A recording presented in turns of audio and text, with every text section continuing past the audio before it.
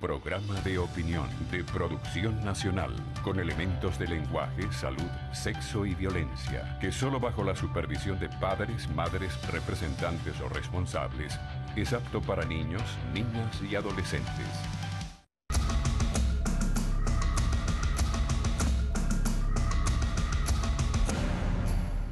Muy buenos días. Voy a conversar con el profesor Amalio Belmonte, secretario general de la Universidad Central de Venezuela.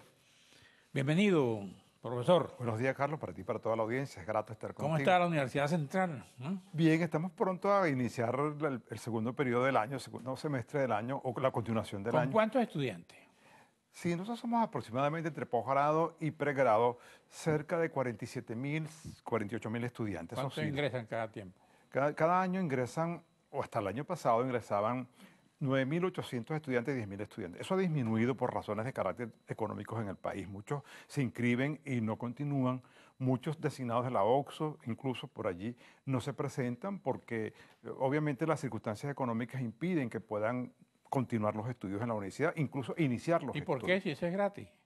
Sí, ciertamente es gratis en el sentido de los estudios, pero lo que está alrededor de trasladarse, comprar todo lo que tiene que ver con el material para los estudios, para la investigación, se ha hecho muy costoso.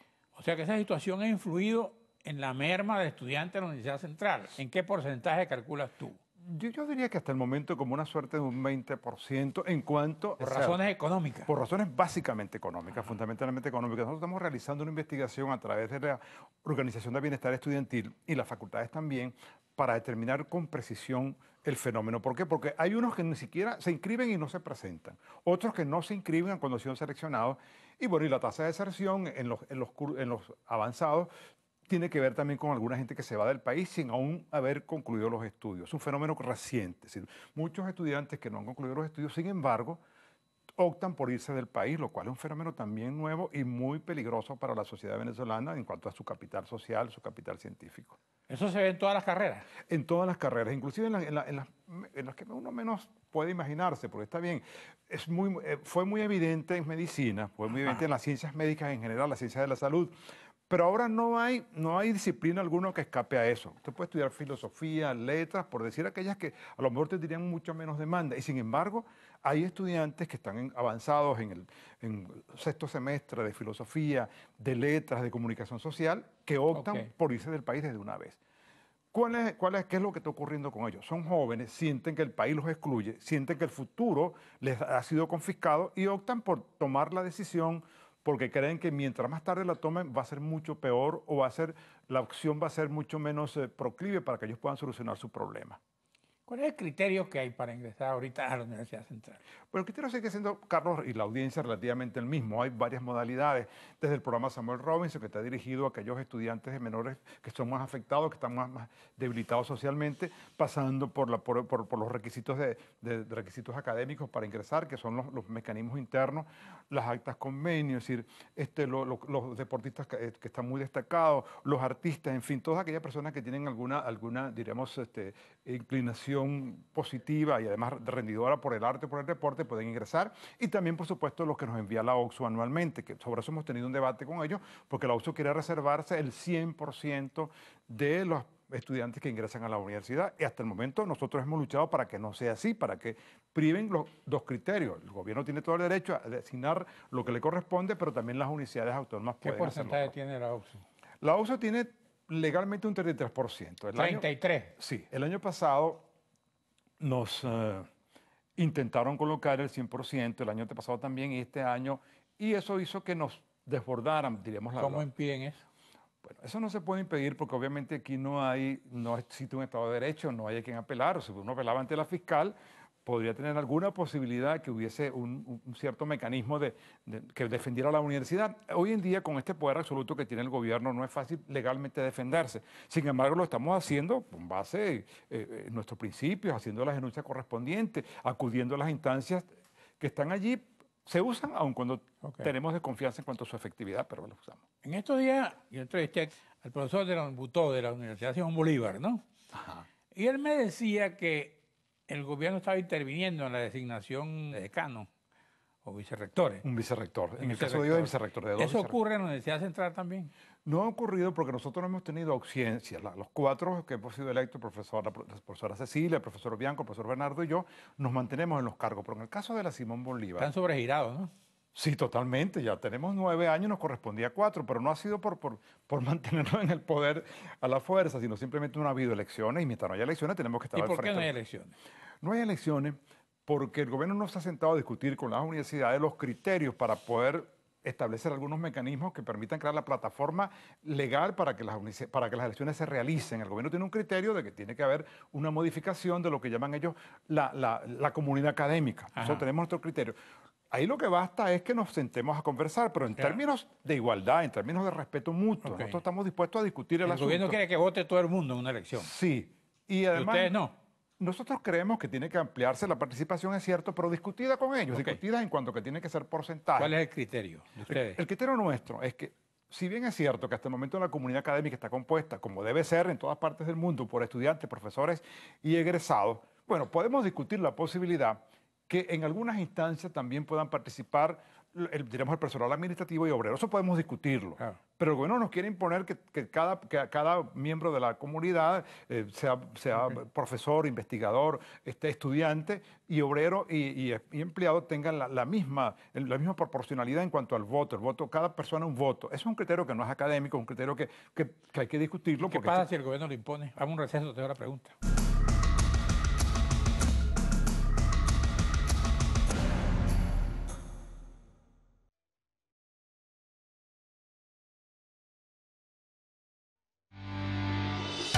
Estás viendo Regiones.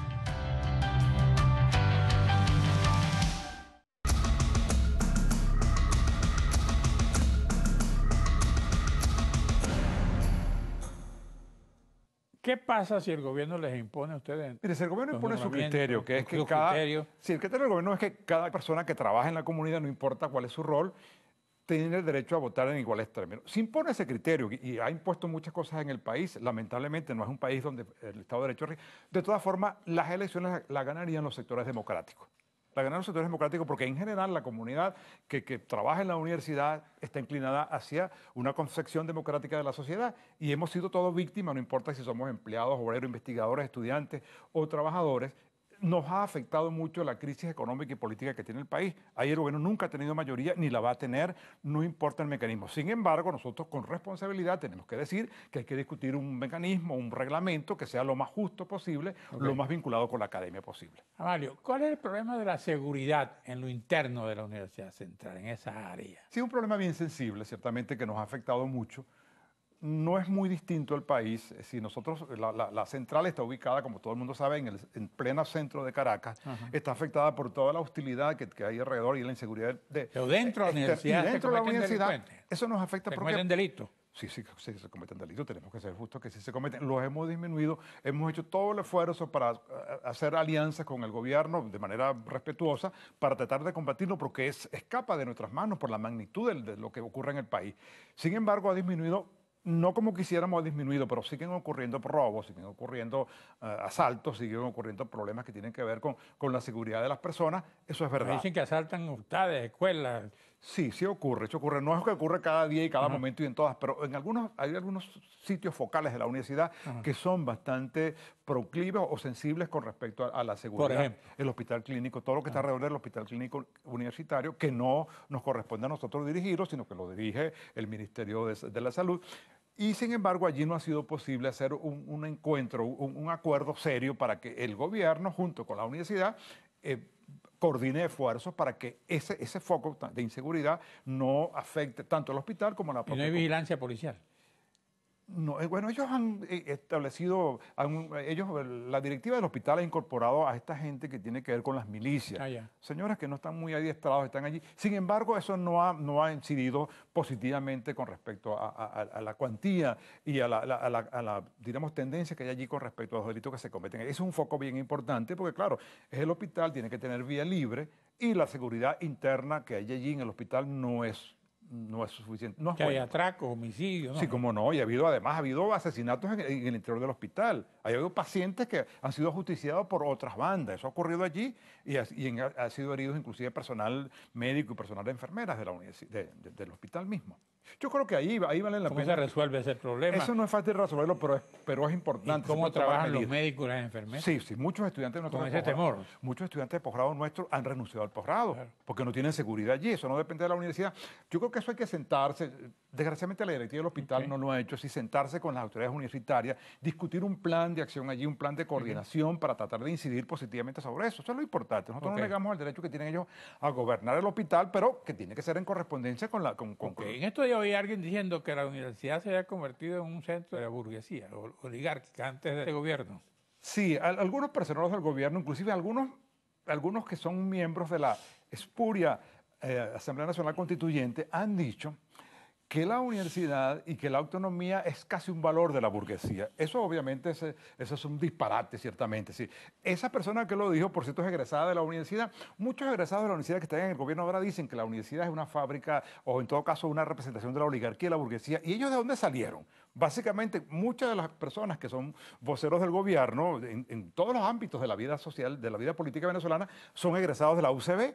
Sin embargo, cuando ellos estaban, defendían la autonomía, defendían que la universidad era democrática, que los principios que la regían había que defenderlos siempre, y ahora renuncian a ellos porque hay una suerte de oportunismo. La autonomía es buena siempre y cuando nosotros nos favorezca. Si somos gobierno, claro, la autonomía no es complaciente con el gobierno, ni con este ni con ninguno.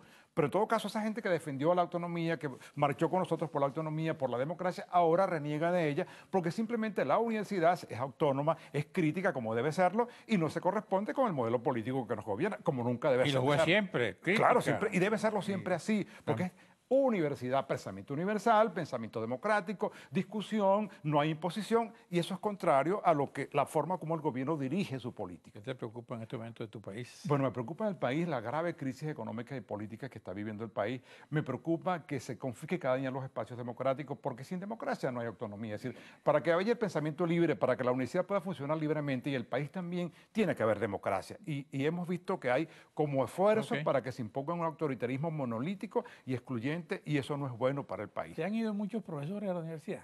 Sí, muchísimo. ¿Sí? No te puedo decir el porcentaje, pero muchos profesores, desde los jubilados que ya no tienen vínculos formales con nosotros, hasta los profesores más jóvenes. ¿Cómo lo suplen? Muchos jóvenes egresados que no se van del país, todavía apuestan por el país. Hay mucha gente que no se va a ir, ciertamente, y eso es importante. Hay muchos jubilados que han regresado a la universidad. Es decir, hemos hecho todo el esfuerzo posible para que con algunos profesores jóvenes que se atreven a desafiar las circunstancias que el país, que afectan al país, que sin embargo entienden que su esfuerzo tiene que hacerse aquí. ¿Y le aumentaron el sueldo a los profesores? Sí, acaba de haber un aumento que obviamente eso entre ayer y hoy se diluyó, porque entre ayer y hoy, tú sabes que aquí, como en Argentina de los años 70 y 80, es decir, la inflación es cotidiana, pero yo creo que ya eso se redujo a lo que era cuando nos hicieron el aumento. Entonces yo creo que... O sea, que ya tu aumento se fue. Ya volvimos a ser pobres inicialmente. Nosotros, por un momento creímos que estábamos de nuevo en la clase media, pero volvimos a bajar. Yo gano mucho menos, Carlos, hoy que cuando era profesor e instructor, y tú me entrevistaste la primera vez. Me imagino. Sí, muchísimo menos. Antes ganaba tú 5.000 bolívares, por ejemplo, y eran $1.000 y tanto, más de $1.000. Señor, hoy en día ganamos casi $100 o menos de $100. 40, aquí ganan Algo de eso, profesores. sí. Así que estamos más empobrecidos que antes. Gracias, Mario. Gracias a usted, amigos televidentes. Nos veremos aquí mañana a esta misma hora.